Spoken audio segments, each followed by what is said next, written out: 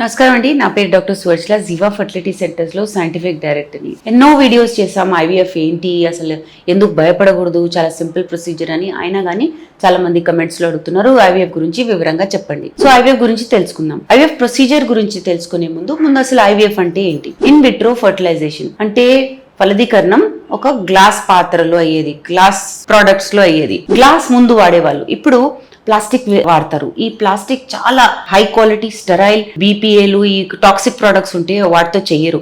Embryo safe ఉందా దీంట్లో కాదా స్టడీస్ చేసిన తర్వాతనే రిలీజ్ చేసే ప్లాస్టిక్ వేర్ అనమాట. ఈ ఇన్విట్రో ఫర్టిలైజేషన్ లో ఏం ప్రొసీజర్స్ ఉన్నాయి తెలుసుకుందాం. సో భాగాలు ఉన్నాయి, ఇవన్నీ చెయ్యాలి.